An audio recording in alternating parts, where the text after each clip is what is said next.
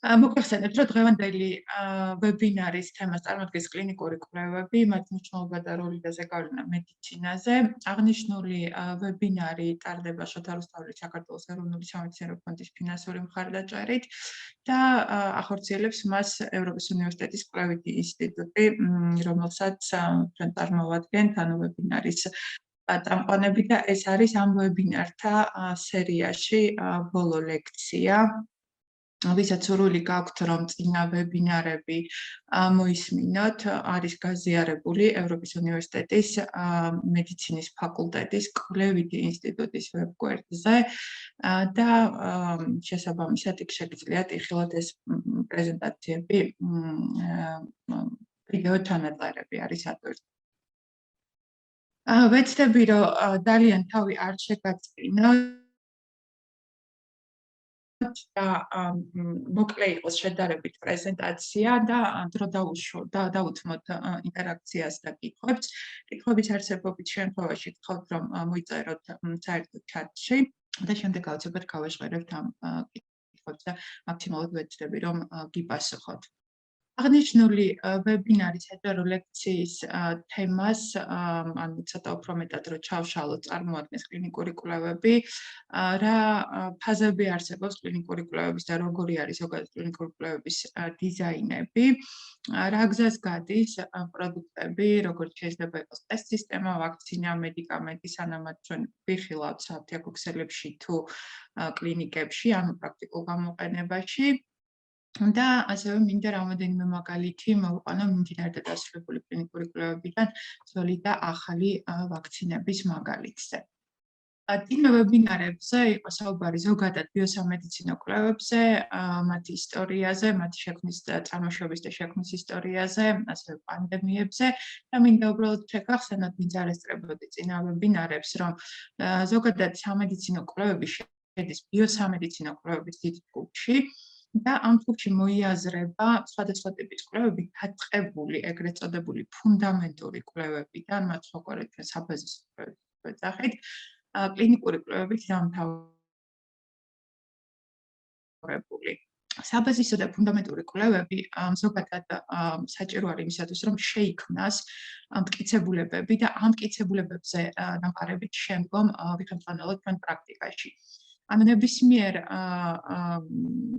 ადამიანს ქონია ჯანდაცვასთან რაღაცა დოზით მაინც შეხება, ქსელთან ან კლინიკასთან და ყველაფერი ის, რაც დანერგილია კლინიკებში, ან ვიღებთ ჩვენ პროდუქტების სახით, მაგალითად საფთიაქო ქსელში, ანუ ყველაფერი ეს ინტერვენცია გადის საკმაოდ გრძელ გზას, მანამ სანამ ჩვენამდე მოვა, ანუ მომხმარებლამდე, ესე რომ მოვა და სწორედ კვლევები არის ის გზა, დაწყებული ფუნდამენტური კვლევებით და გაგრძელებული ეგრეთ წოდებული კლინიკური ექსპერიმენტალური კვლევებით, რომელიც ქმნის მტკიცებულებათა ბაზას და მტკიცებულებას ჩვენ ვეძახით მედიცინაში კვლევების შედეგად შექმნილ ინფორმაციას, რომელსაც შემდეგ უკეთდება ანალიზი და ამ ანალიზის საფუძველზე იქმნება უკვე პროტოკოლები და გაიდლაინი სხვადასხვა დაავადებების მართვისთვის და ასევე იქნება მტკიცებულებები იმისათვის, რომ მოხდეს ამა თუ იმ მედიკამენტის, სადიაგნოსტიკო საშუალების თუ ვაქცინის ავტორიზაცია და შემდგომ პრაქტიკაში გამოყენება. როგორი ტიპის კვლევები არსებობს ზოგადად? ანუ ვინაიდან ეს ვებინარი არ არის გათვლილი სამედიცინო პერსონალზე და მისი მთავარი არსი მდგომარეობს იმაში, რომ უფრო ფართო საზოგადოებასთან, ანუ სამოქალაქო სექტორთან მივიტანოთ ჩვენ ინფორმაცია კვლევების შესახებ. ამიტომ, რა თქმა უნდა, მე არ წავალ სიღრმეებში კვლევების დიზაინთან მიმართებაში, მაგრამ მინდა რამოდენიმე ფუნდამენტური ასპექტი გაგიზიაროთ კვლევების. ანუ არსებობს ორი დიდი ჯგუფი ბიოსამედიცინო კვლევების, მათ სხვაგვარად ჩვენ ეპიდემიოლოგიურ კვლევებსაც ვეძახით და ამ ორ ჯგუფს ვყოფთ იმის და მიხედვით, თუ როგორ ხდება მათი დაგეგმარება. თუ კი კვლევაში მკვლევარი, რომელიც ახორციელებს კვლევას, შემოიტანს ინტერვენციას და ეს ინტერვენცია შეიძლება იყოს წამალი, სადიაგნოსტიკო საშუალება ან ვაქცინა. ანუ ის შემოიტანს ინტერვენციას და დააკვირდება შემდეგ სხვადასხვა ჯგუფებში, რა ეფექტი აქვს ამ საკვლევ ეგრეთ წოდებულ ინტერვენციას. ასეთ კვლევებს ჩვენ ვეძახით ექსპერიმენტალურ კვლევებს. ხოლო ყველა სხვა კვლევები, სადაც კვლევარი არ არის ადამიანი, რომელსაც შემოაქვს ინტერვენცია, არამედ ინტერვენცია თავისთავად ხდება, ანუ პრაქტიკული გამოყენება აქვს მას და კვლევარი არის მხოლოდ დამკვირვებლის როლში, ასეთ კვლევებს ჩვენ ვეძახით ობსერვაციულ კვლევებს. ცოტა უფრო მეტად გასაგები რომ გახდეს, ანუ თუ კი მე პასიურად, როგორც კვლევარი, ვაკვირდები რაღაცა მოვლენას, მაგალითად, წყლის დაბინძურების ხარისხს. და მაინტერესებს მდინარეში, ერთ მდინარეში, მეორე მდინარესთან შედარებით, როგორია წყლის დაბინძურების ხარისხი. ამ შემთხვევაში მე ვატარებ ობსერვაციულ კვლევას, ანუ პასიურად, ესე რომ ვთქვათ, ვაკეთებ მხოლოდ და მხოლოდ დაკვირვებას იმაზე, რაც ისედაც არსებობს. ანუ ექსპოზიცია დამაბინძურებლის ისედაც არსებობს მდინარეში და მე ვარ ამ შემთხვევაში დაკვირვების როლში. რა თქმა უნდა, ძალიან მნიშვნელოვანი არის ასეთი კვლევების ჩატარება და ობსერვაციული კვლევები არ წარმოადგენს ნაკლებ მნიშვნელოვან კვლევებს თავისი შინაარსით, ვიდრე ექსპერიმენტალური კვლევები. უბრალოდ, ხშირ შემთხვევაში, სწორედაც რომ ობსერვაციული კვლევები არის წამყვანი ეპიდემიოლოგიურ კვლევებში და ზოგადად მედიცინაში, იმიტომ რომ არის რიგი ინტერვენციების, რომელთა ექსპოზიციაც ადამიანებისთვის არ იქნებოდა ეთიკური. ისევე როგორც არ იქნებოდა ეთიკური ჩვენი მაგალითის შემთხვევაში, რომ ვთქვათ, რომ მე დავაბინძურო ხელოვნურად, ვთქვათ, წყალსატევი და შემდეგ მოვახდინო ამის შესწავლა, ხო? ანუ არანაირ ლოგიკასთან და ეთიკურ ნორმებთან, რა თქმა უნდა, ეს არ იქნება სწორი და შესაბამისი და ასეთ შემთხვევაში მე დავატარებ ობსერვაციულ კვლევებს. მაშინ, როდესაც ექსპერიმენტალურ კვლევებში მე, როგორც მთავარი მკვლევარი, ან მკვლევართა ჯგუფი არ მიმნიჭებელი ექსპოზიციის, ანუ მე ვაძლევ ადამიანს მედიკამენტს, ან შემომაქვს ახალი სადიაგნოსტიკო სისტემა და ექსპერიმენტის ფარგლებში ვახდენ ამაზე დაკვირვებას. მოკლედ გვაქვს ეს ორი დიდი ჯგუფი. ეხლა ზოგადად კლინიკური კვლევები, ანუ ექსპერიმენტალური კვლევები, რაც წარმოადგენს ჩვენი ვებინარის მთავარ საგანს. ანუ ექსპერიმენტალური კვლევები შევთანხმდით, რომ ამ შემთხვევაში ანუ ინტერვენცია შემოტანილი არის მკვლევარის მიერ, თუმცა კლინიკური კვლევები გადის მთელ რიგ ეტაპებს, მანამ სანამ ჩვენ რაიმე საბოლოო სახით პროდუქტს მივიღებთ, რომელიც გამოყენებისათვის ვარგისი იქნება. ეს ეხება მედიკამენტებს, ეს ეხება ვაქცინებს. ყველაფერი იწყება ფუნდამენტური, ანუ საბაზისო კვლევებით და საბაზისო კვლევების ეტაპი რეალურად ტარდება ლაბორატორიებში. ანუ ამ ეტაპზე ხდება პირველადი საწყისი ნივთიერების მოლეკულის შექმნა და ტარდება უამრავი ექსპერიმენტი იმისათვის, რომ ჩვენ მივიღოთ რამოდენიმე მოლეკულა, რომელსაც ჩავთვლით, რომ ამ საბაზისო ფუნდამენტური კვლევების ეტაპზე ჩავთვლით, რომ შესაძლებელია იყოს ეფექტური იმისათვის, რომ გადავიდეს შემდეგ ფაზაში და დაიწყოს მასზე ექსპერიმენტები უკვე ცოცხალ ორგანიზმებში.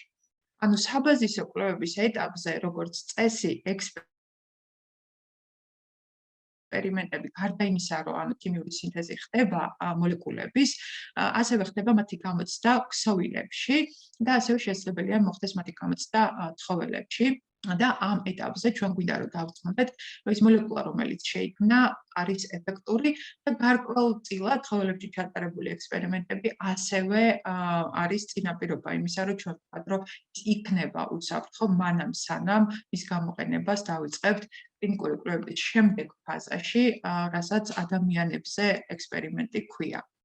შესაძლებელია, რომ ამ დროს შეიქმნას უამრავი სინთეზური ნივთიერება, ქიმიური მოლეკულა და სწორედ ესეც ხდება ხოლმე, არსებობს ძალიან დიდი კვლევითი ცენტრები, სადაც დღის განმავლობაში შესაძლებელია 10,000 მოლეკულამდე იყოს ტესტირებული, მიღებული, უბრალოდ სინთეზირებული და შემდეგ, რა თქმა უნდა, დაჭირდება დრო იმას, რომ მათ ცელულურ კულტურებში გამოყენება მოხდეს.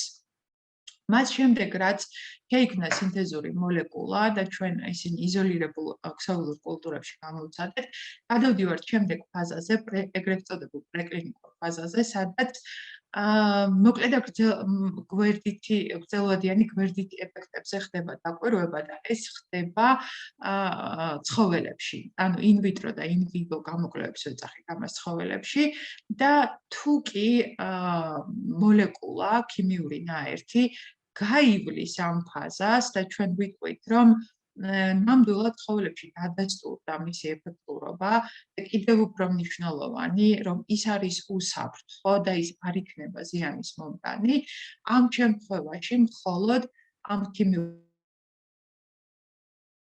მოლეკულას აქვს შანსი იმისა, რომ გადავიდეს უკვე შემდეგ ფაზაზე. და გადავდივართ კლინიკური კვლევების ფაზა 1-ზე. ანუ ეს არის უკვე ექსპერიმენტალური კვლევის ის ეტაპი, როდესაც გამოცდა იწყება ადამიანებში.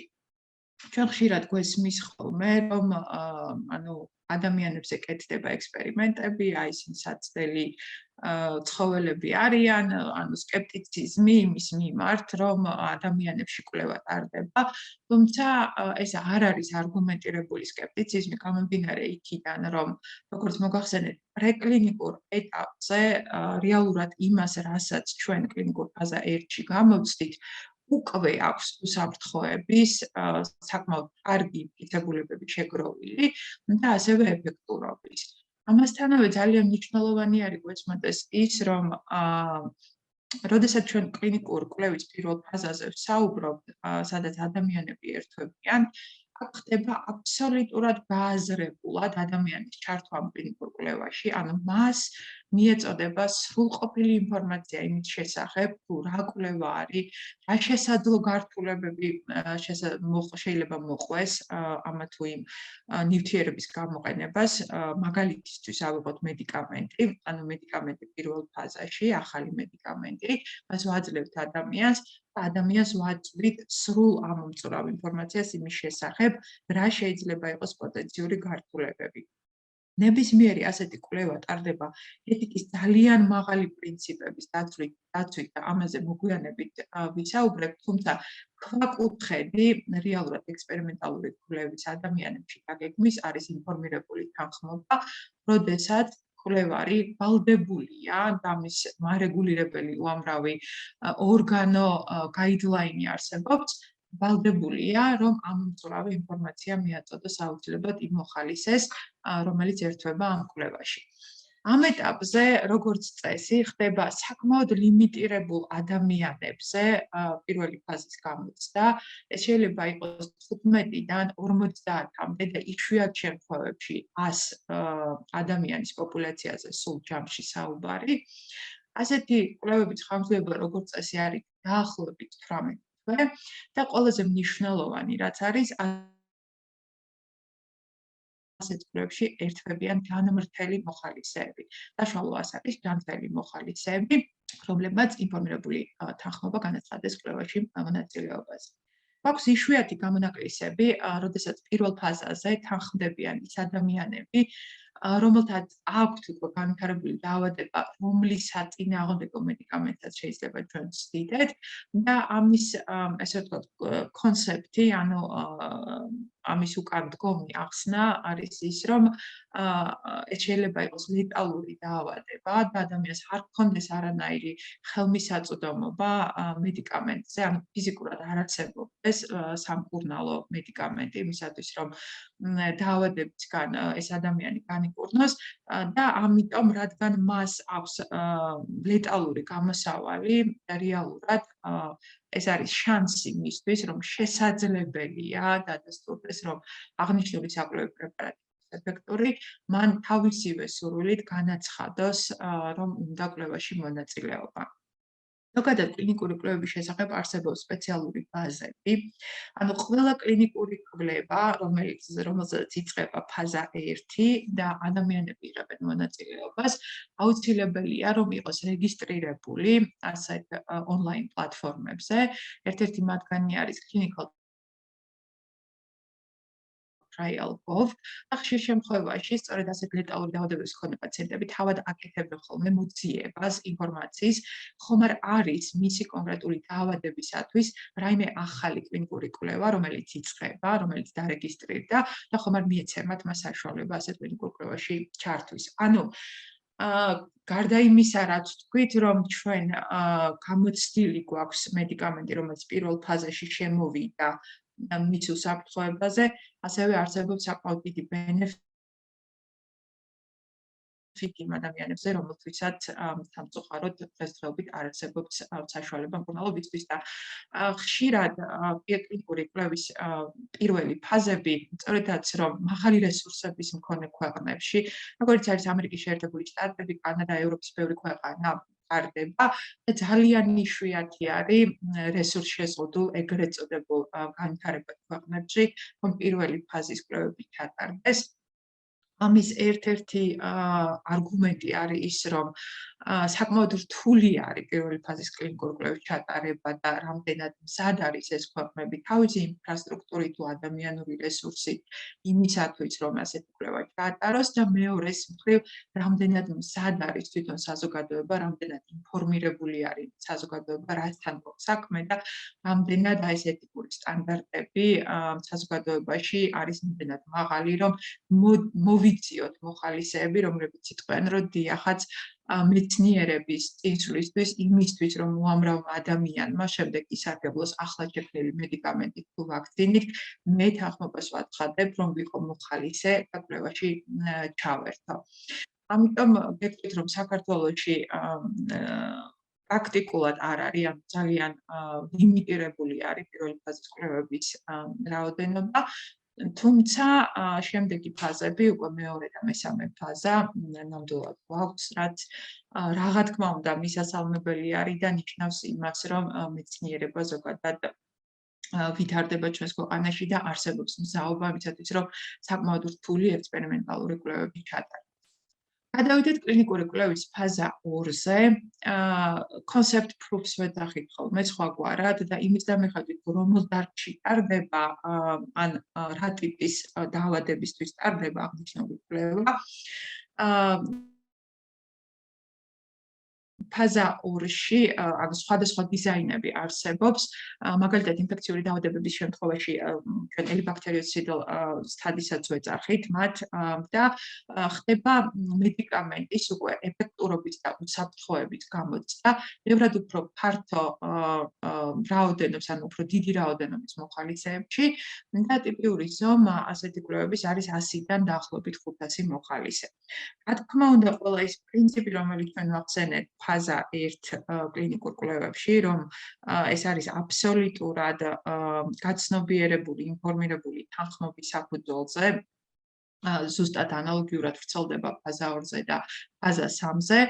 განსხვავება ის არის, რომ ჯანმრთელ პოპულაციაში გავლილი უსაფრთხოების და ეფექტურობა უფრო ნაკლებად უსაფრთხოების კვლევა ამ შემთხვევაში კლინიკურ ფაზა 2-ში უკვე გადის მთავარს, ანუ ეფექტურობის კვლევას, იმის გათვალისწინებით, რომ უსაფრთხოებაზე ჩვენ ასევე ვაგრძელებთ დაკვირვებას. ანუ ამ შემთხვევაში ეს მოხალისეები უკვე არიან სხვადასხვა ასაკობრივი ჯგუფის მოხალისეები, როგორც წესი, უმრავლეს კლინიკურ კვლევებში ეს არის 18 წელსევით მოხალისეები, პედიატრიულ პოპულაციაზე კლინიკური კვლევები არის საკმაოდ იშვიათი და ხშირად ეს კრიტიკათაც ჟღერს ხოლმე სამეცნიერო წრეებში, რომ აი ჩვენ არა გვაქვს პედიატრიული პოპულაციისთვის საკმაოდ მტკიცებულებები, იმიტომ რომ არაეთიკურად თვლიან და შედარებით რთული არის ანუ ბავშვებში კვლევების ჩატარება და შესაბამისად მკვლევართა უმრავლესობა, როგორც წესი, ასაკობრივ იღებს ხოლმე 18 წელს ზევით. და როგორც ვახსენე, ანუ ამ ეტაპზე ჩასართავი პოპულაცია არის უკვე კონკრეტული დაავადების მქონე ადამიანები, რომლისთვისაც მიზნობრივად იქმნება ახალი პრეპარატი. როდესაც ჩვენ ვსაუბრობთ ვაქცინებზე, ანუ ამ შემთხვევაში, ანუ წესი კლინიკური კვლევის ცოტათი განსხვავებულია, ჩვენ ვაპარაკობთ პრევენციაზე, ანუ ვაძლევთ ვაქცინას იმისათვის, რომ დავაკვირდეთ, რამხელა არის მისი პრევენციული როლი. მაშინ, როდესაც მედიკამენტების შემთხვევაში ჩვენ ვუყურებთ, რამდენად ეფექტური არის აღნიშნული მედიკამენტი დაავადების წინააღმდეგ, ანუ უკვე არსებული დაავადების წინააღმდეგ. საშუალოდ ასეთი კვლევების ხანგრძლივობა არის 36 თვე და დიზაინს რაც შეეხება მეორე ფაზაში უკვე შემოდის ხოლმე როგორც წესი საკონტროლო ჯგუფები, რაც უფრო მეტად ახასიათებს მესამე ფაზას, მაგრამ ასევე შესაძლებელია, რომ მეორე ფაზაში ჩვენ გვქონდეს საკონტროლო ჯგუფი და საკონტროლო ჯგუფის დროს კონტროლის ჯგუფში ჩვენ ვიყენებ ან უკვე აპრობირებულ მედიკამენტს, გამოცდილ მედიკამენტს, რომელიც უკვე ჩვეულებრივად ან გაყიდვაში არის და აფთიაქებში მოიპოვება, ესე რომ ვთქვათ, და შესაბამისად კლინიკურ გაიდლაინებში არის შესული, ან ვიყენებთ პლაცებოს. არსებობს შემთხვევები, როდესაც პლაცებოს გამოყენება არაეთიკურად ითვლება და აქვე გეტყვით მაგალითს, რომ როდესაც COVID-19 საწინააღმდეგო ვაქცინა იქმნებოდა, ადრეულ ეტაპზე ხდებოდა აქტიურად, ანუ პლაცებო კონტროლირებადი ჯგუფების გამოყენება, მაშინ როდესაც უკვე მოხდა ავტორიზაცია რამოდენიმე ვაქცინის, მათ შორის პირველი ვაქცინის, რეალურად შეიზღუდა იმ კვლევების რიცხვი, რომლებიც იყენებდნენ პლაცებოს, რადგანაც ჩაითვალა, რომ ეს იქნებოდა არაეთიკური, მაშინ როდესაც უკვე არსებობდა ვაქცინა, და საკონტროლო ჯგუფში მომხდარებდა პლაცებოს გამოყენება. კლინიკური კვლევების მესამე ფაზა თან სდევს მეორე ფაზას, ანუ მეორე ფაზის დასრულების შემდეგ ჩვენ გადავიდეთ კლინიკური კვლევის მესამე ფაზაში. ის მედიკამენტი თუ ვაქცინა, რომელიც გაივლის კლინიკური კვლევის პირველ და მეორე ფაზას, უკვე ითვლება, რომ არის უსაფრთხო და ასევე არის ეფექტური იმისათვის, რომ შედარებით უფრო ფართო პოპულაციაში მოხდეს მისი გამოცდა. კლინიკური კვლევის ფაზა 3 პრაქტიკულად, ანუ საბოლოო ფაზას წარმოადგენს და თუ კი მოხდა ამ ფაზის გადალახვა, ანუ თუ კი ამ ფაზაში დადასტურდა, რომ საკვლევი ნივთიერება, მედიკამენტი, წამალი თუ ვაქცინა არის უსაფრთხო და ეფექტური, ამის შემდეგ უკვე მიდის ის ავტორიზაციაზე. ანუ ამ ფაზაში ქართული ადამიანების რაოდენობა არის 500-დან 3000-მდე, ანუ რამოდენიმე ათასეული, ესე რომ ვთქვათ, როგორც წესი ასეთი კვლევები არის მულტიცენტრული, ისინი არ ტარდება ერთ ქვეყანაში და სასურველია რომ ანუ გამოცდა საკვლევი ნივთიერების მოხდეს სხვადასხვა გეოგრაფიულ არეალში, სხვადასხვა პოპულაციებზე. როგორც წესი ეს არის ეგრეთ წოდებული რანდომიზირებული და ბრმა კვლევები, სიღრმეებში არ წავალ, უბრალოდ მოკლედ ვახსენებ, რომ რანდომიზაციის პრინციპი არის ის, რომ მკვლევარმა არ იცის, რომელ ჯგუფში მოხდება პაციენტი, პაციენტი მიიღებს აქტიურ ნივთიერებას, თუ მიიღებს პლაცებოს, თუ მიიღებს სტანდარტულ სამკურნალო საშუალებას და ეს არის იმისათვის, რომ გაკონტროლდეს ნებისმიერი გადაცდომა, რაც შეიძლება მთავარი მკვლევარის მიერ, ამ მკვლევართა ჯგუფის მიერ მოხდეს.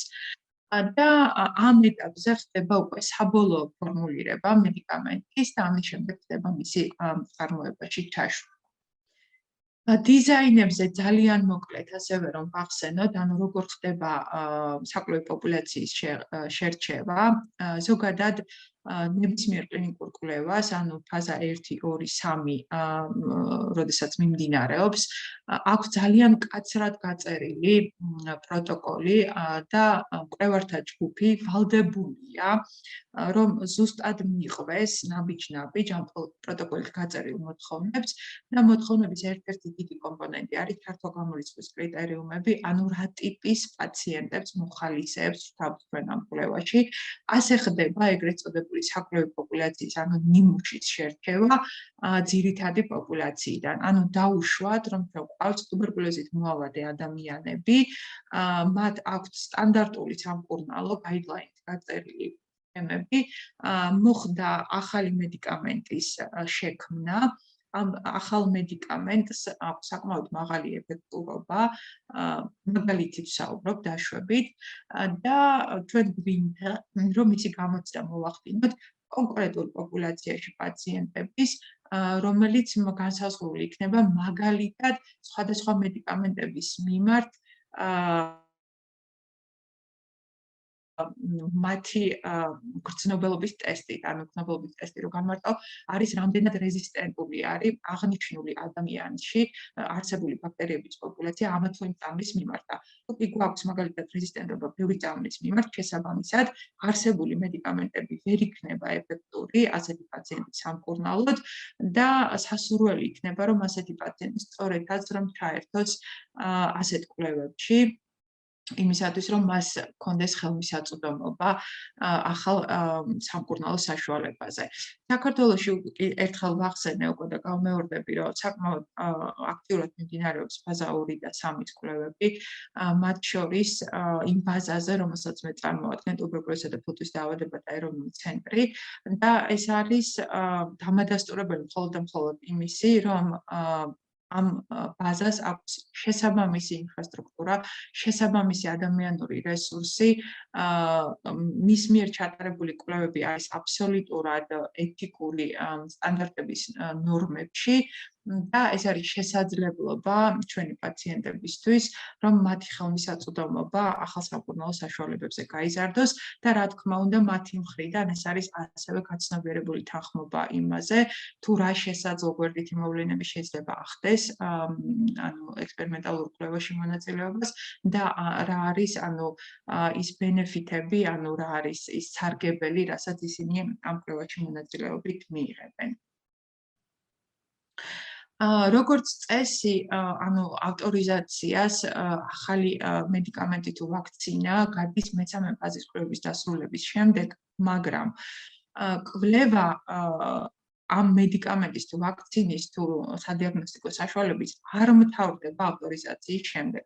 მინდა გითხრათ, რომ მას შემდეგ, რაც აფთიაქში, ესე რომ ვთქვათ, უკვე გამოვიდა წამალი, ავტორიზირებული არის, ჩაეშვა ის საფთიაქო ქსელში, ანუ დაინერგა კლინიკური გაიდლაინები მათი გამოყენების, ამის შემდეგაც რეალურად ისინი აგრძელებენ დაკვირვებას, მეცნიერები აგრძელებენ დაკვირვებას ამ მედიკამენტებზე, ამას ქვია ეგრეთ წოდებული პოსტ-მარკეტინგული კვლევები და ეს არის ფაზა 4-ის კვლევები. ანუ ვინაიდან მაინც მიუხედავად იმისა, რომ პოპულაცია, რომელიც მე-3 ფაზაში ვახსენეთ, ანუ რამოდენიმე ათასეული ადამიანი არის სავსებით საკმარისი იმისთვის, რომ ჩვენ ვიცოდეთ, რა შესაძლო გართულებები შეიძლება ახდეს ამ მედიკამენტს და ზუსტად ამაზე დაყრდნობით გაივლის, ანუ ვერ გაივლის მედიკამენტი ავტორიზაციას. მიუხედავად ამისა, მაინც მედიკამენტის არსებობის მთელი არსებობის მანძილზე მასზე ხდება დაკვირვება, ხომ არ განვითარდება რაიმე ძალიან იშვიათი გვერდითი მოვლენა, რომლის შესახებაც აუცილებლად უნდა იცოდნენ ექიმებმა. და ამის საფუძველზე ხდება ხოლმე რეფორმულირებაც, ასევე ეტიკეტირების ცვლილება. ყველას მოგეხსენებათ, რომ მედიკამენტი, რომელსაც საფთიაქო ქსელში ვყიდულობთ, ჩვენ მოყვება აუცილებლად ანოტაცია, სადაც დეტალურად არის აღწერილი ნებისმიერი გვერდითი მოვლენა, წამლებს შორის ინტერაქცია, ანუ ამ წამლის მიღების შემთხვევაში რა წამალი არ შეიძლება პარალელურად მივიღოთ და სწორედ ამ ეტიკეტების ჩასწორება, ამ დამატებითი ინფორმაციის შეტანა და დაზუსტება ხდება ეგრეთ წოდებული პოსტ-მარკეტინგული, ანუ მეოთხე ფაზის კვლევებში.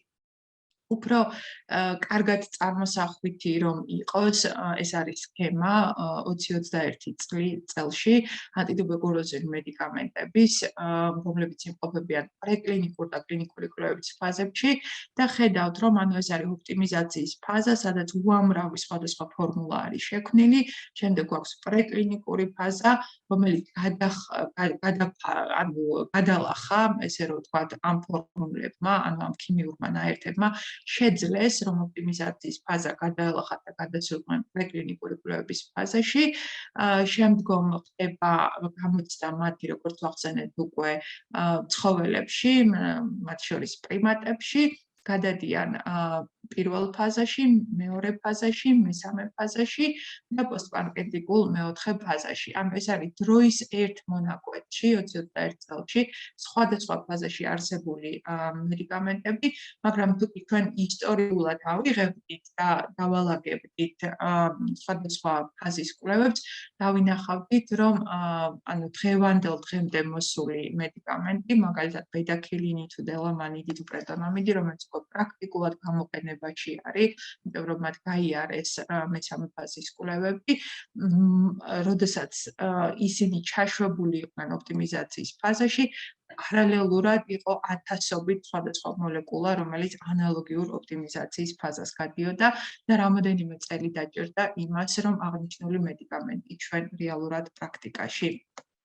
დაგვენერგა. რეგულაციები, ანუ რეალურად მკვლევარები ასეთი ექსპერიმენტალური კვლევებთან მარტო არ არიან. ანუ ეს არ არის მხოლოდ კვლევარის პრეროგატივა დაგეგმოს ესა თუ ის ექსპერიმენტალური კვლევა და ჩაატაროს სხვადასხვა ფაზები. ამას აქვს თავისი ძალიან მკაცრი მონიტორინგი, ესე რომ ვთქვათ, არსებობს ორგანოები, რომლებიც უწევენ მკაცრ მონიტორინგს ნებისმიერ კლინიკურ კვლევას, როგორც გითხარით, მკვლევართა ჯგუფი იქნება თუ ეს ფარმაცევტული კომპანია, ვალდებული არის, რომ საჯარო გახადოს ნებისმიერი ინფორმაცია კლინიკური კვლევების და ასევე ვახსენე clinical trial pool მაგალითისთვის, სადაც რეგისტრირდება ყველა ეს კვლევა, და მკვლევართა ჯგუფი ვალდებული არის, რომ მოახდინოს განახლება ინფორმაციის და თუ შეხოთ თქვენ ამ ვებსაიტზე, ნახავთ, რომ ამომწურავი, პრაქტიკულად ამომწურავი ინფორმაცია დევს, მედიკამენტი რომელ ფაზაში იმყოფება, რა ტიპის კვლევა არის, რომელ საიტებზე მიმდინარეობს კვლევა, ანუ რომელ ქვეყნებში, რა რაოდენობით პოპულაცია არის ჩართული ამ კვლევაში, ან ირთვება და ასე შემდეგ. ანუ სრული ინფორმაციის გასაჯაროება მიწოდების ვალდებულება, არა პროტოკოლის დეტალებიც, რა თქმა უნდა, პროტოკოლი კონფიდენციალური რჩება მთელი კლინიკური კვლევის განმავლობაში, მაგრამ არსებობს ანუ ნუსხა ინფორმაციის, რომელიც აუცილებლად საჯაროვდება. და რეგულაციები, რომელსაც ვითვალისწინებთ ჩვენ მკვლევარები ნებისმიერი ასეთი კვლევის მიმდინარეობის დროს, მთავარი რეგულაცია ეს არის მას guidelines უწოდებთ, good clinical practice guideline, თუმცა მას ანუ კანონის ძალა აქვს ძალიან ბევრ ქვეყანაში და მათ შორის საქართველოში, ანუ ის არის კანონით მიღებული რეგულაცია და GCP სერტიფიკატის ქონა, ანუ ის რომ GCP-ის guideline-ი აბსოლუტურად ესმის კვლევარს, ყველა ის პრინციპი, რომელიც ამ guideline-ში არის მოცემული, კარგად ესმის კვლევას, ამის დამადასტურებელი საბუთი არის GCP სერტიფიკატი, რომელიც აუცილებელი მოთხოვნა არის, აუცილებლად უნდა იქნეს წარდგენილი, როდესაც მარეგულირებელ ორგანოებში შედის დოკუმენტაცია იმისათვის, რომ მარეგულირებელმა ორგანომ დაუშვას ამ კვლევის ჩატარება. ზოგადად GCP-ის რამოდენიმე ანუ უამრავი პრინციპი არსებობს ამ guideline-ში, ამ სიღრმეებში, რა თქმა უნდა, არ წავალ, მაგრამ რამოდენიმე ფუნდამენტური პრინციპი მინდა ვახსენო. ზოგადად GCP ეფუძნება ჰელსინკის დეკლარაციას, რომელიც არის ერთ-ერთი ფუნდამენტური დეკლარაცია, ესე რომ ვთქვათ, ეთიკური ნორმების შესახებ, თუ როგორ უნდა ჩატარდეს სამეცნიერო კვლევები, მათ შორის ბიოსამედიცინო კვლევები და მედიცინაში მიმდინარე კლინიკური კვლევები და რამოდენიმე მთავარი პრინციპი, რომელიც აქ სლაიდზე არის გამოტანილი, არის შემდეგი, რომ მონაწილეთა უფლებები, მათი კარგად ყოფნა, მათი უსაფრთხოება არის ყველაზე მთავარი ფუნდამენტური ქვაკუთხედი და ღირებულება და ის აუცილებლად აღემატება საზოგადოების და მეცნიერების ინტერესებს. რას ნიშნავს ეს? ეს ნიშნავს, რომ მკვლევართა ჯგუფი თუ მარეგულირებელი ორგანო, თუ აუდიტი, რომელიც მეთვალყურეობას უწევს კლინიკურ კვლევას, აუცილებლად პირველ ადგილზე აყენებს კვლევაში ჩართული პაციენტის უფლებას და მის უსაფრთხოებას. შემდეგ მოდის ყველა დანარჩენი ის რაც უნდა მივიღოთ კლინიკური კვლევიდან. ანუ ძალიან მნიშვნელოვანია, რომ მეცნიერება განვითარდეს, ძალიან მნიშვნელოვანია, რომ ჩვენ მივიღოთ ახალი მედიკამენტები და ვაქცინები, მაგრამ კლინიკურ კვლევაში ჩართული პაციენტის უსაფრთხოება არის მთავარი და თუ კი კლინიკური კვლევის მიმდინარეობის დროს მონიტორინგის ჯგუფმა არსებობს ესეთი DCMC კომიტეტი, ანუ უსაფრთხოების კომიტეტი, რომელიც მეთვალყურეობას და უწევს ნებისმიერ მიმდინარე კლინიკურ კვლევას და ამის გარეშე არ ტარდება.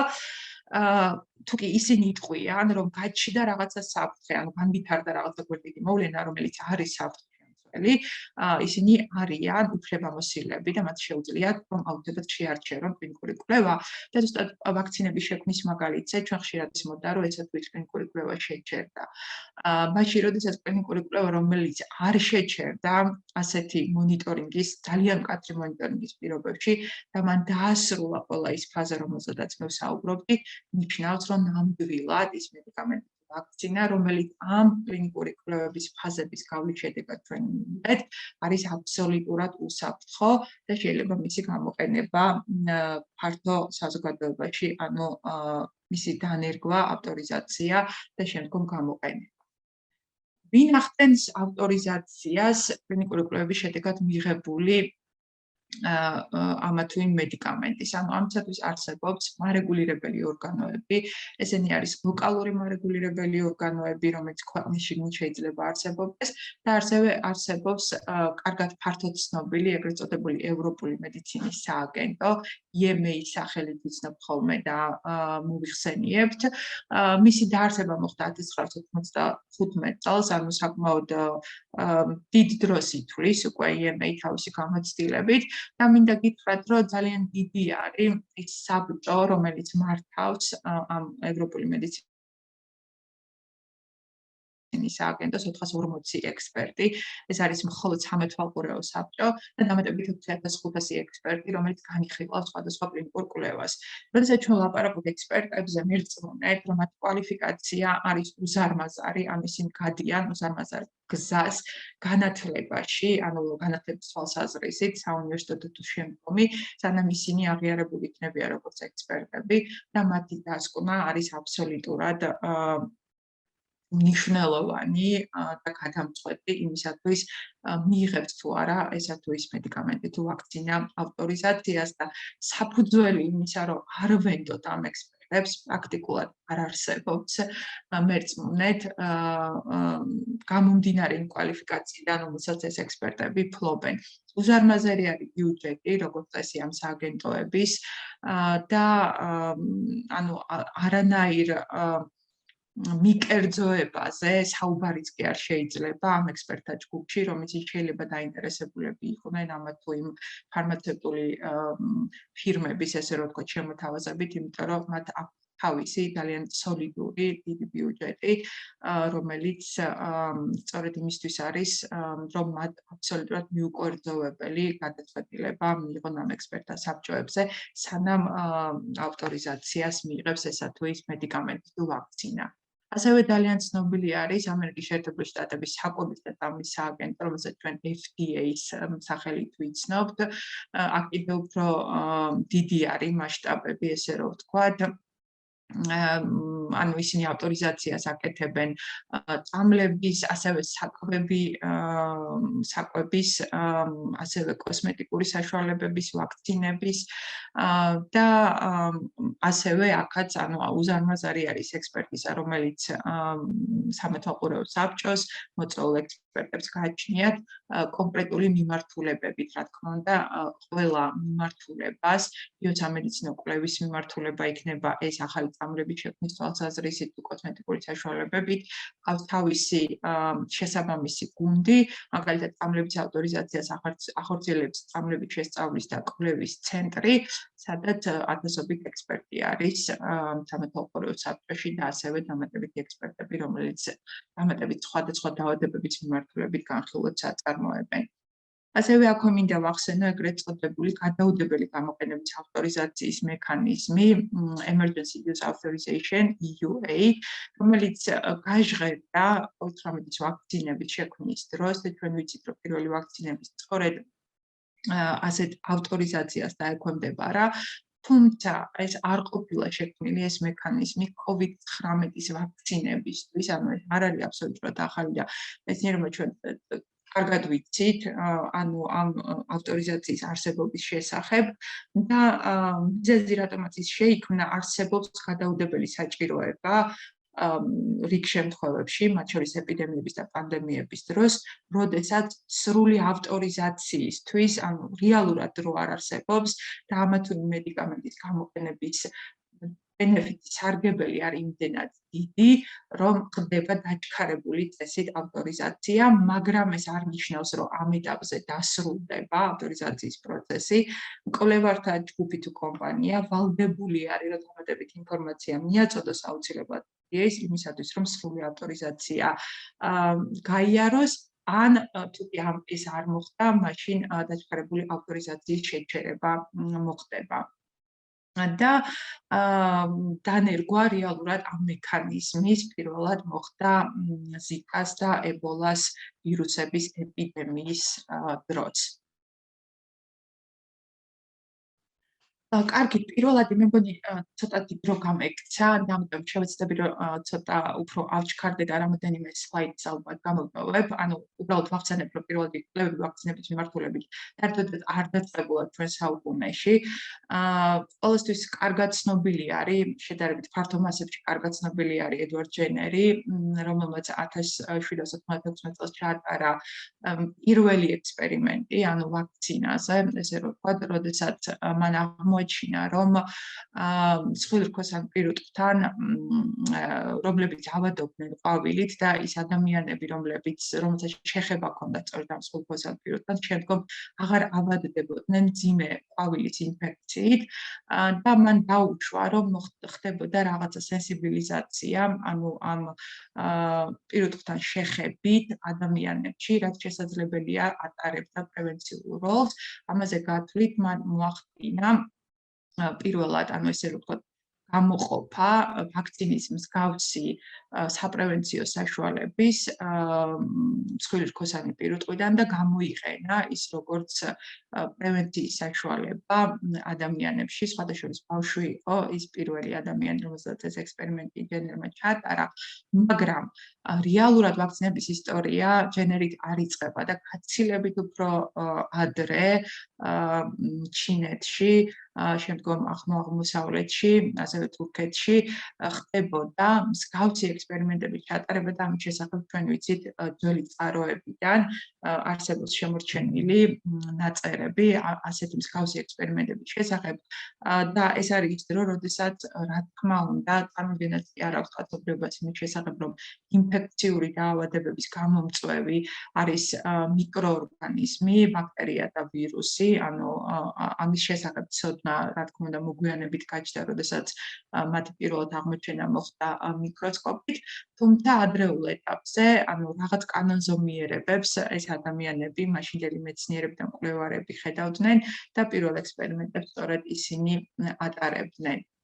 ეს არის ვაქცინების შექმნის ისტორია, როგორ ვითარდებოდა 10 წლეულების განმავლობაში ეს მიმართულება და წლების მიხედვით მოცემული არის სხვადასხვა ვაქცინა, მაგალითად სოფის ვაქცინა, რომელიც შეიქმნა 1985 წელს, მაგალითად დიფტერიის ვაქცინა, რომელიც შეიქმნა 1923 წელს და ასე შემდეგ და ასე შემდეგ. ძალიან დიდი არის ეს ისტორია და ეს არის ძალიან დიდი მიღწევა კაცობრიობის, რომ შეიქმნა ვაქცინა, იმიტომ რომ ვაქცინამდელ პერიოდს თუ ავიღებთ, რეალურად ადამიანის საშუალო სიცოცხლის ხანგრძლივობა, როგორც წესი 35 წელს არ აღემატებოდა და პოსტვაქცინების პერიოდს თუ ავიღებთ და დავაკვირდებით, რა თქმა უნდა, ადამიანის ხანგრძლივობა ძალიან გაიზარდა და ეს ამაში ერთ-ერთი ფუნდამენტური წვლილი სწორედ მედიცინას, პრევენციულ მედიცინას მიუძღვის და ვაქცინების შექმნას და 2021 წელი, როდესაც ძალიან სწრაფად მოხდა COVID-19 საწინააღმდეგო ვაქცინის შექმნა, აქ მეც აღარ შევჩერდები, უბრალოდ შეგახსენებთ, რომ ისეთი ინფექციური დაავადებები, როგორც არის პოლიომიელიტი, ტეტანუსი, გრიპი, დიფტერია, ბ ჰეპატიტი, წიფელა, წიფურა, ყაყურა, ყივანახელა, ჩუტყვაველა, როტავირუსული ინფექციები და ბევრი სხვა არის ინფექციები, რომელთა პრევენციაც დღევანდელ მსოფლიოს შეუძლია ვაქცინების საშუალებით. ანუ ბავშვი როდესაც იბადება, აუცილებლად იქმნება იქვე ვაქცინის კალენდარი, ეს ყველა მშობელს კარგად მოეხსენება. და არის კონკრეტულად გაწერილი პერიოდები, როდესაც ამა თუ იმ ვაქცინით ბავშვი უნდა აიცრას.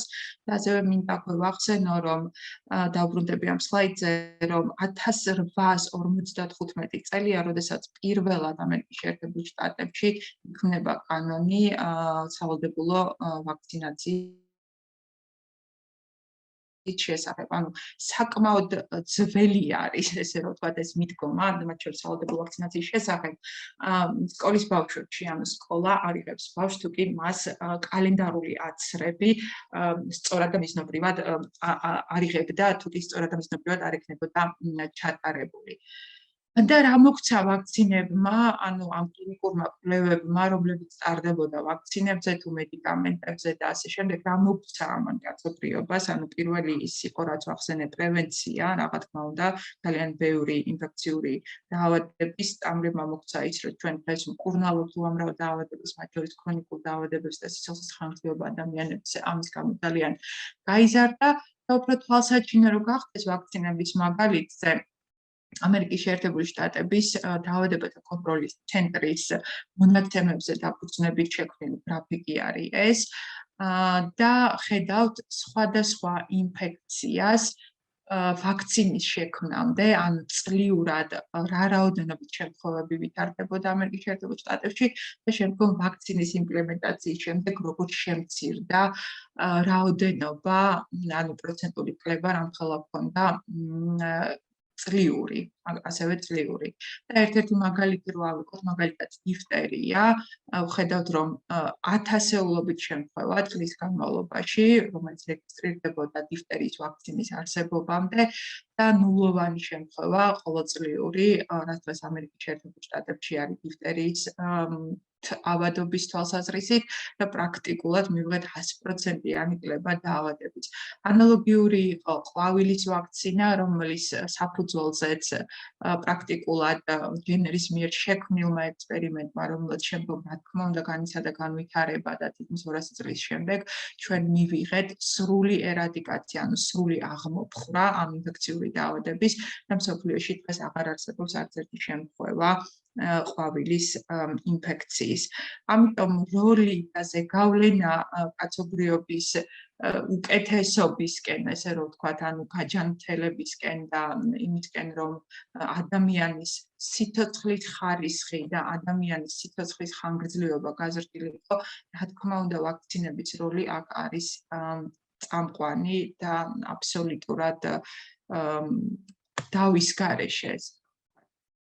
და მთავარი კითხვა, რომელიც ჩვენ ხშირად გვესმის ახლა სამოქალაქო საზოგადოებისგან, როგორ მოხდა, რომ კლინიკურ კვლევებს სჭირდება საკმაოდ დიდი დრო იმისათვის, რომ საბოლოო პროდუქტი მივიღოთ, მაგალითად ვახსენეთ ჩვენ როცა 18 თვე არის დაახლოებით პირველი ფაზის კვლევა კლინიკურ კვლევებში წამლის, შემდგომ გვჭირდება დაახლოებით 2 წლამდე მეორე ფაზა, ასევე 36 თვემდე მესამე ფაზა. როგორ მოხდა, რომ პანდემიის დაწყებიდან ესე სწრაფად მივიღეთ ჩვენ კოვიდის ვაქცინა და ხშირად სკეპტიციზმის მიზეზი კოვიდის ვაქცინის მიმართ ზუსტად ამაში მდგომარეობს ხოლმე. ამას აქვს თავისი ძალიან ლოგიკური ახსნა, რატომ მოხდა ასე სწრაფად ამ ვაქცინის მიღება და მე მხოლოდ რამოდენიმე ფუნდამენტურ საკითხს გავუსვავ ხაზს.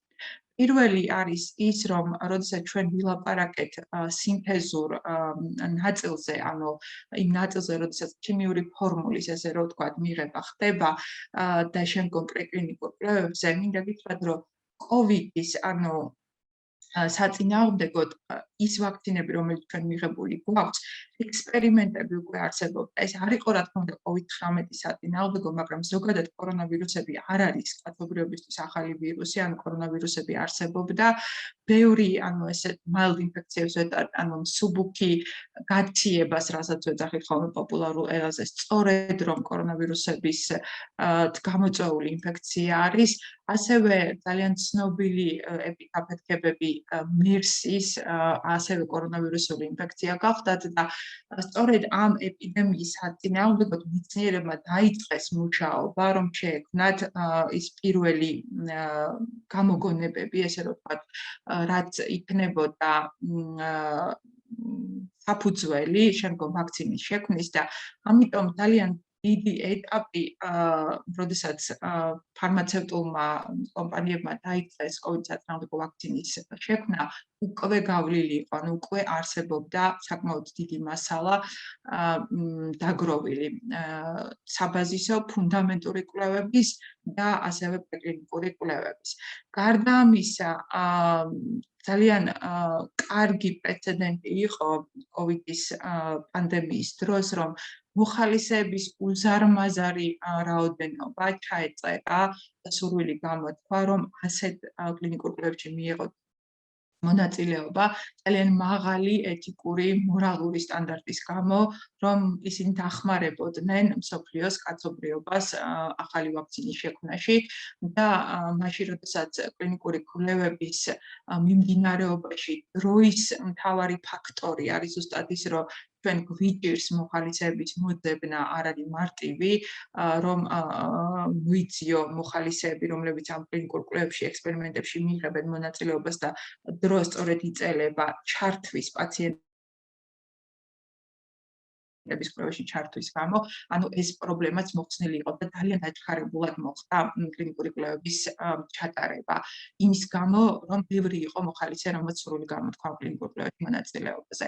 მესამე და ძალიან მნიშვნელოვანი იყო, რომ დაშვება მოხდა, რომ პარალელურად ჩატარებული იყო სხვადასხვა ფაზის კვლევები. ანუ თუ კი ჩვენ ველოდებით დავუშვათ პირველი ფაზის დამთავრებას, შემდეგ გადავდივართ მეორე ფაზაში და შემდეგ მესამე ფაზაში, ამ შემთხვევაში მოხდა დაშვება, რომ პარალელურად მომხდარიყო კლინიკური კვლევების სხვადასხვა ფაზების წარმოება იმისათვის, რომ მეცნიერებს დრო მოეკოთ და მოხალისეები აქაც რა თქმა უნდა ინფორმირებული იყვნენ, რომ დავუშვათ მეორე ფაზაში მონაწილე პაციენტმა იცოდა, რომ პირველი ფაზის კლინიკური კვლევა შესაძლებელია ამ კონკრეტული ვაქცინისთვის ჯერ კიდევ დაცრულებული არ იყო.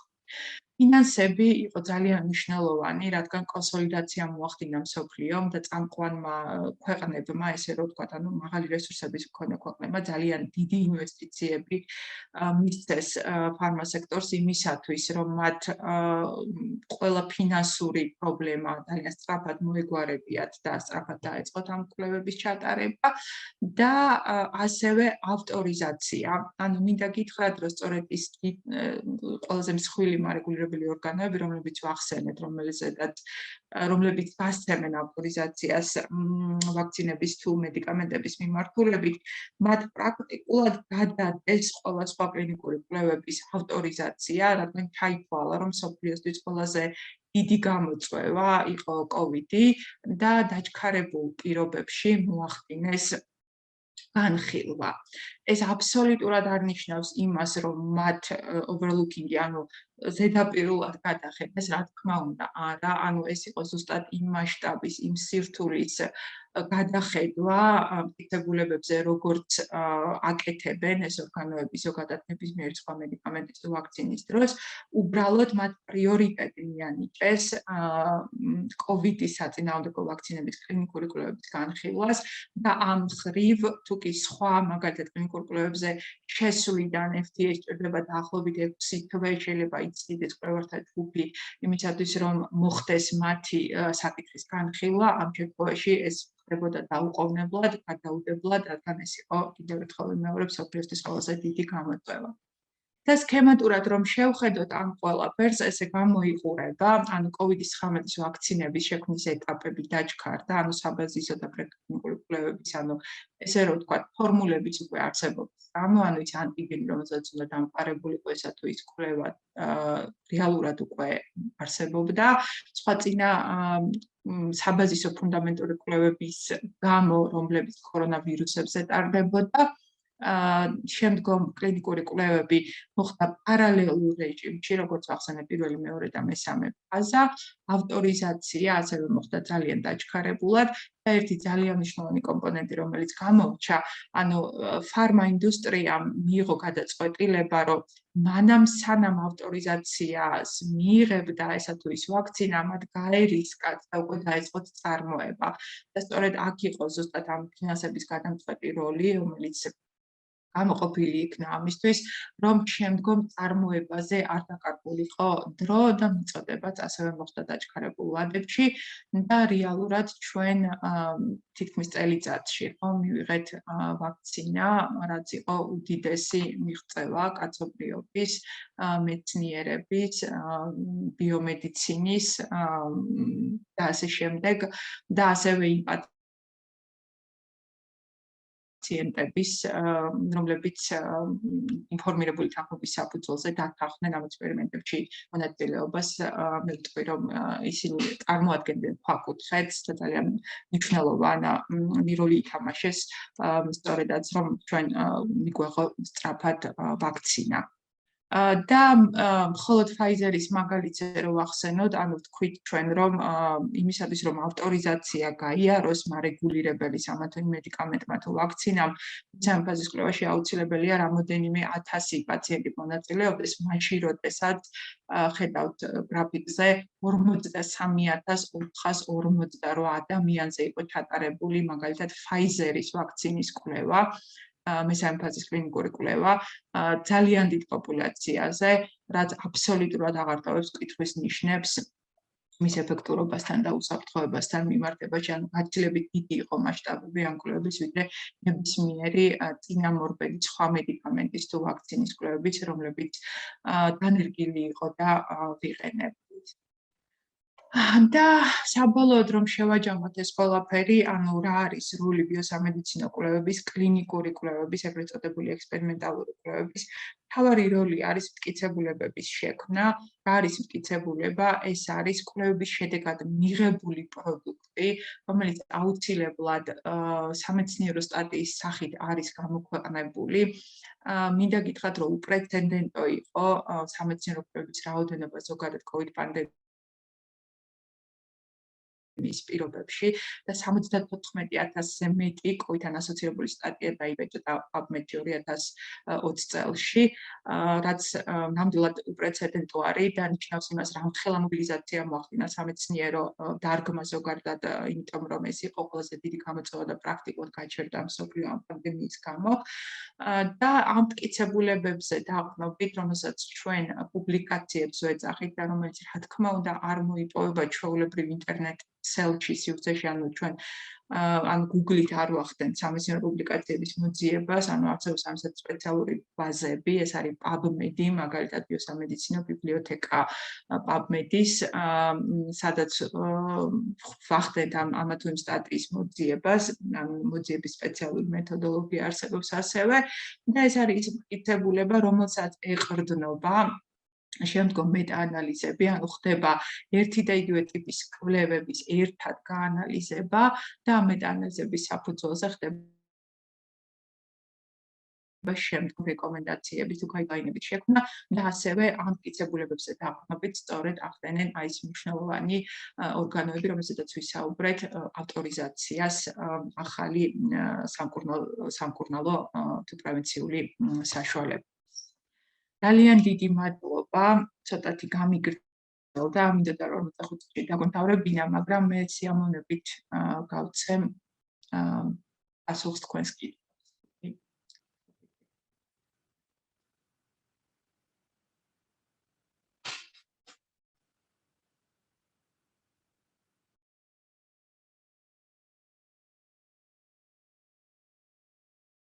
ევროპის უნივერსიტეტი დამეხმარება ალბათ კითხვების გაჟღერებაში.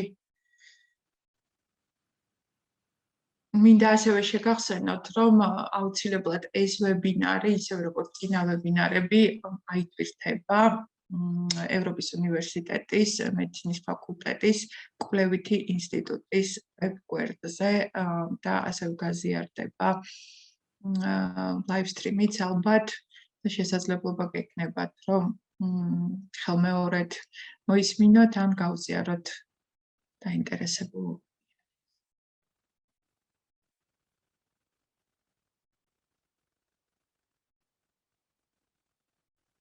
მადლობა თქვენ, მადლობთ.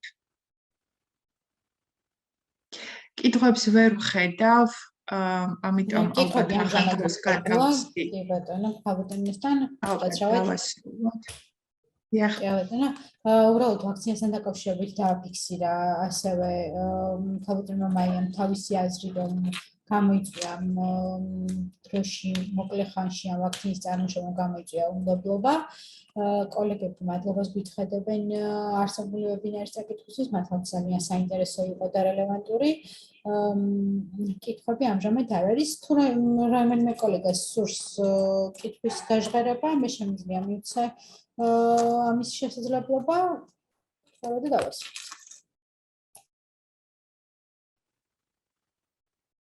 ძალიან დიდი მადლობა ყველას. რომ გამონახეთ დრო, არ არის მარტივი დროის გამონახვა და დაგვესწარით. უღმესი მადლობა. ქალბატონი ნატოს ქონდა ერთხელ გავიმეორებ, რომ გაწვილი იყო სამოქალაქო საზოგადოებაზე, მე არტყავსულ ვარ სამედიცინო პერსონალისთვის გათვლილ წიაღწევებში დიზაინერთან მიმართებაში, ამიტომ ძალიან თავისუფლად შეგიძლიათ რომ გააზიაროთ სამოქალაქო საზოგადოებასთან, მე მგონი რომ გასაგები ენით შევეცადე. დიახ. ქალბატონ ნატა ჩხაიძის ქონდა ასეთი შეკითხვა, გთხოვთ ჰელაუჯრედებზე მოგვიყვეთო მათ როლზე კვლევაში. ეს ძალიან სპეციფიური კითხვა არის და აუცილებლად ანუ კოლეგა არის, როგორც ხვდები და აუცილებლად მასთან გავზიარდები ამ კონკრეტული ვებინარის ასეთ ვიწრო სპეციალისტისთვის საინტერესო წიაღსვაში შესვლა ალბათ არ იქნება სწორი. თუმცა HLA-უჯრედებზე აუცილებლად შემიძლია რომ ვიცაუბროთ ცალკე, შემიძლია დავგრძე ვებინარის შემდეგ და გავაკეთოთ. მაშინ დავასრულოთ, დიდ მადლობას მოგხსენებთ ვებინარისთვის.